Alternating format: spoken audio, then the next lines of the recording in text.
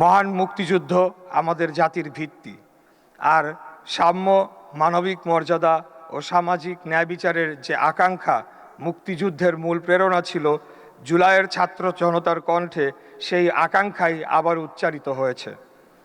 সার্বভৌমত্ব শুধু মানচিত্র ও সীমান্তের বিষয় নয়, সার্বভৌমত্বের অর্থ বাংলাদেশের সিদ্ধান্ত নেবে বাংলাদেশের জনগণ। বাংলাদেশ কোনো দেশীয় স্বৈরশক্তির কাছে মাথা নত করবে না, কোনো বিদেশি চাপ কিংবা হস্তক্ষেপের কাছেও মাথা নত করবে না। বাংলাদেশের স্বাধীনতা, সার্বভৌমত্বের প্রশ্নে কোনো আপোষ হবে না। কিন্তু মানুষের এই অধিকার প্রতিষ্ঠার জন্য আমাদের অত্যন্ত ভারী মূল্য দিতে হয়েছে। 2024 সালের জুলাই আগস্টে নিরস্ত্র ছাত্র জনতার উপর নির্বিচারে গুলি চালানো হয়,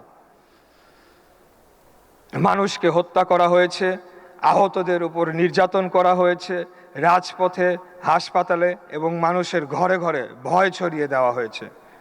জুলাই শহীদদের পরিবারের সদস্যদের আমি বলতে চাই, আপনারা একা নন, আপনারা রাষ্ট্রের কাছে অনুগ্রহ প্রার্থী নন, বরং রাষ্ট্র আপনাদের কাছে ঋণী।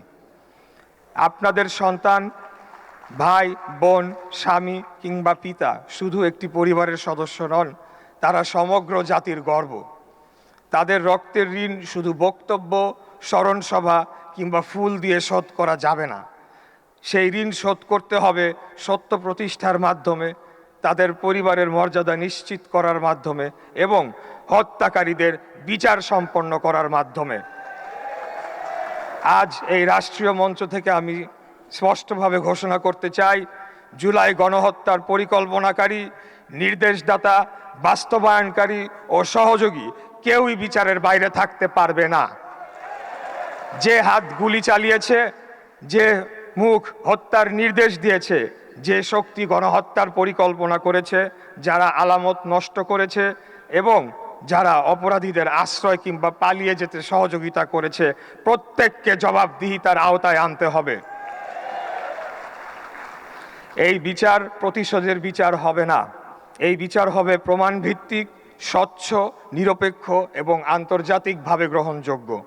আমরা আংশিক বিচার চাই না, পূর্ণাঙ্গ বিচার চাই। আমরা দীর্ঘসূত্রিতা চাই না, কিন্তু যৌক্তিক সময়ের মধ্যে গ্রহণযোগ্য বিচার চাই।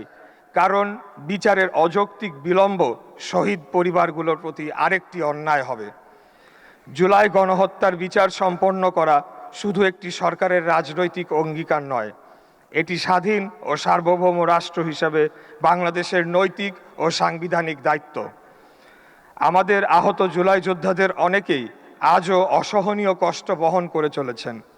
কেউ দৃষ্টিশক্তি হারিয়েছেন, কেউ হাত কিংবা পা হারিয়েছেন, আবার কেউ স্থায়ীভাবে পঙ্গুত্ব বরণ করেছেন। আমি তাদের বলতে চাই, আপনারা অসহায় নন, আপনারা কারো বোঝা নন, আপনারা এই জাতির সম্মানিত যোদ্ধা। আপনাদের চিকিৎসা, পুনর্বাসন, শিক্ষা, প্রশিক্ষণ, কর্মসংস্থান ও সামাজিক নিরাপত্তা নিশ্চিত করা রাষ্ট্রের দায়িত্ব। কোনো আহত জুলাই যোদ্ধা চিকিৎসার অভাবে কষ্ট পাবেন না, কোনো শহীদ পরিবার অবহেলিত থাকবেন না, এটাই আমাদের আগামী দিনের অঙ্গীকার।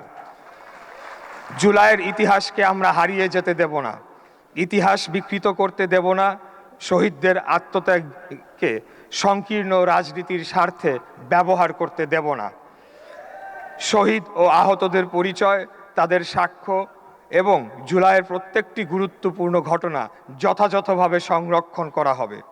ভবিষ্যৎ প্রজন্ম জানতে পারবে কিভাবে বাংলাদেশের ছাত্র জনতা অন্যায়ের বিরুদ্ধে বুক পেতে দাঁড়িয়েছিল। মাননীয় প্রধানমন্ত্রীর প্রতিশ্রুতি অনুযায়ী মুক্তিযুদ্ধ বিষয়ক মন্ত্রণালয় জুলাই শহীদ পরিবার ও আহত জুলাই যোদ্ধাদের পাশে থাকবে। মন্ত্রণালয়ের দায়িত্ব থেকে এবং আপনাদেরই একজন হিসাবে আমি আজ আবারও জাতির সামনে অঙ্গীকার করছি, শহীদদের রাষ্ট্রীয় মর্যাদা নিশ্চিত করা হবে, আহত জুলাই যোদ্ধাদের চিকিৎসা, পুনর্বাসন ও সম্মান নিশ্চিত করা হবে, জুলাইয়ের ইতিহাস সংরক্ষণ করা হবে এবং গণহত্যায় জড়িত প্রত্যেক অপরাধীর বিচার সম্পন্ন করা হবে। 1971 আমাদের শিখিয়েছে, পরাধীনতার কাছে মাথা নত করা যায় না। জুলাই আমাদের স্মরণ করিয়ে দিয়েছে, স্বাধীন দেশে স্বৈরাচার ও অন্যায়ের কাছেও মাথা নত করা যায় না। বাংলাদেশ কোনো ব্যক্তি, পরিবার, দল কিংবা বিদেশি শক্তির সম্পত্তি নয়।